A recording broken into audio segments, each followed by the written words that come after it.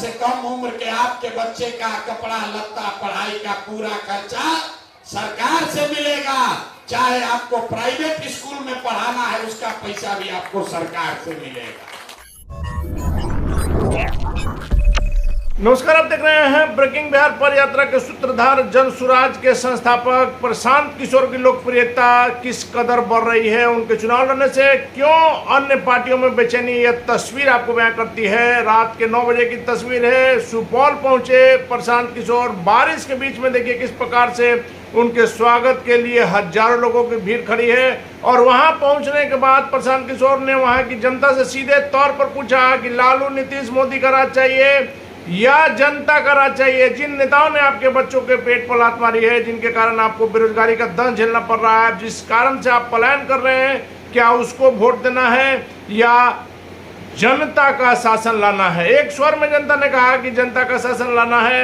और प्रशांत किशोर ने एक और बड़ी घोषणा की कि 15 साल से कम उम्र के बच्चे चाहे वो सरकारी स्कूल में पढ़े या प्राइवेट स्कूल में, उनका खर्च सरकार देगी। कैसे खर्च सरकार देगी इसका ब्यौरा भी प्रशांत किशोर ने दिया।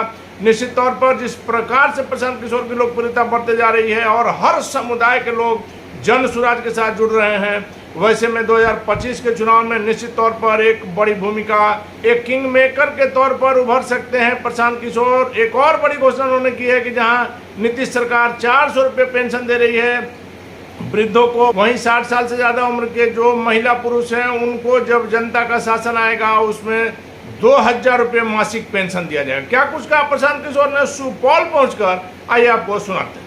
सही बताइए, कोई दिक्कत नहीं। जिसको लालू जी चाहिए लालू बोलिए, मोदी चाहिए मोदी बोलिए, झूठ मत बोलिए।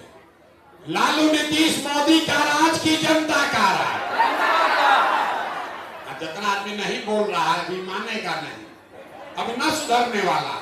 फिर जाके भोटवा के दिन हम लोग के बच्चा का फिर सौदा होगा जात धर्म के नाम पर। अंतिम बार बोल रहे हैं, लालू नीतीश मोदी का राज की जनता का राज। तो अगर जनता का राज चाहिए तो एक संकल्प लीजिए, जिन नेताओं ने आपके बच्चों का हक मारा है, जिन नेताओं ने आपके बच्चों के पेट पर लात मारा है, आपके बच्चों को अनपढ़ और मजदूर बनाया है, उसको वोट नहीं देना। नहीं देना है ना? हाथ उठाकर बोलिए जिसको नहीं देना है। जिन नेताओं ने आपको लूटा है उसको वोट देना है कि नहीं देना है? सबका हाथ उठना चाहिए।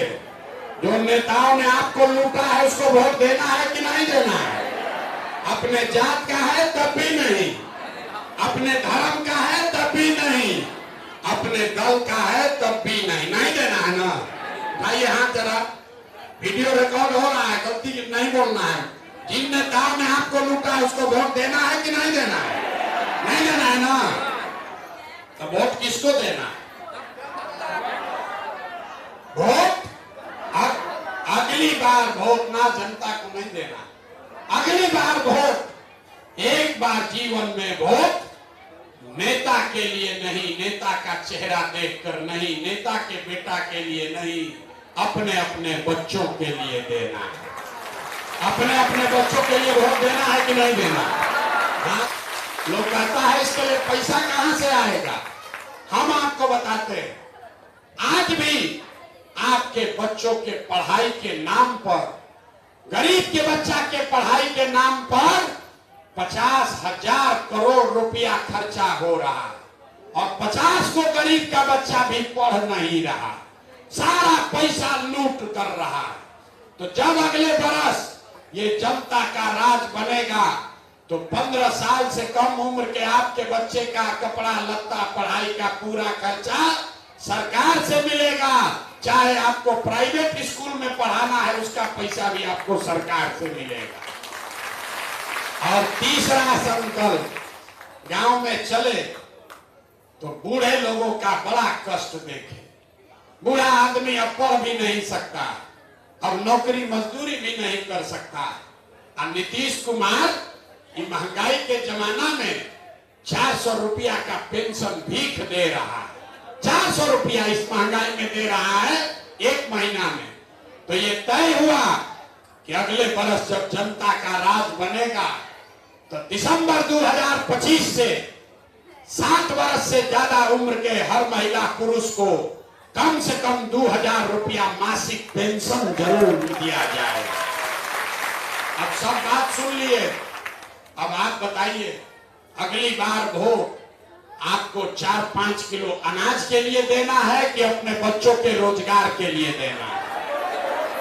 जोर से बोलिए, अनाज चाहिए कि रोजगार चाहिए?